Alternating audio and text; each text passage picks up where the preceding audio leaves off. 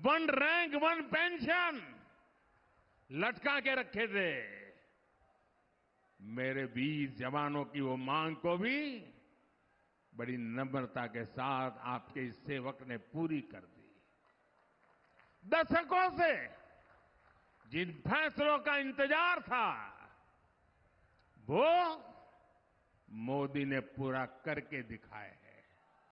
दोस्तों, ये कल के भाषण की देश के प्रधानमंत्री की स्पीच आपने जरूर सुनी होगी।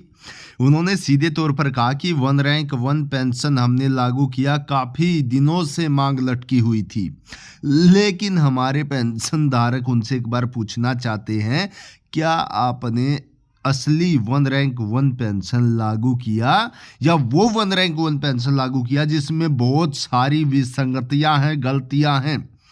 तो इसी चीज को लेकर ऋषि चौधरी की तरफ से एक बहुत ही अच्छा ट्वीट और हमारे भूतपूर्व सैनिकों की आवाज उठाई गई। उन्होंने कहा कि मोदी जी, जख्मों पर नमक मत छिड़को। जी हाँ, सुप्रीम कोर्ट के दखल के बाद भी आज तक ओआरओपी लागू नहीं कर पाए हो।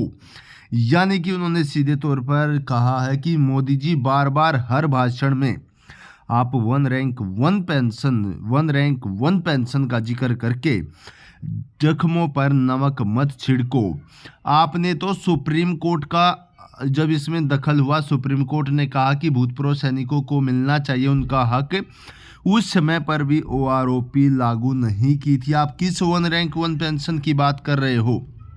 और उसके बाद उन्होंने कहा कि आपकी सरकार को लताड़ लगने के बाद भी बेशर्मी से बचने के लिए फंड ना होने का बहाना आपने किया और उसी महीने आसानी से 10 लाख करोड़ की सब्सिडी दी थी। यानी कि जब आप सब्सिडी देते हैं उस समय पर आपके पास 10 लाख रुपए आ गए, लेकिन जब उन भूतपूर्व सैनिकों की पेंशन की बात आई जो अपनी पूरी जवानी बॉर्डरों पर बिताकर आए हैं, ऐसी ऐसी जगह पर बिताकर आए हैं जहां पर उन्हें पता ही नहीं था कि वो कितने घंटों के कितनी मिनटों के मेहमान है, ऐसी ऐसी जगह पर वो अपनी पोस्टिंग काट कर आए हैं, जब उनकी पेंशन की बात आती है आप कहते हो हमारे पास पैसा नहीं है। थोड़ी तो शर्म कर लो, फौजियों के नाम पर तो राजनीति मत करो।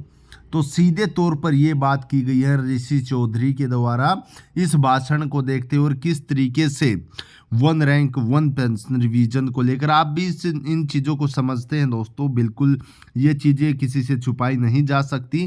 किस तरीके से ओआरओपी यानी कि वन रैंक वन पेंशन का जो सेकंड रिवीजन हुआ उसमें कितनी सारी गलतियां हैं, अभी तक उनको ठीक नहीं किया गया। इस पर देश के प्रधानमंत्री और जो पेंशन विभाग डिपार्टमेंट है उनको ध्यान देना चाहिए।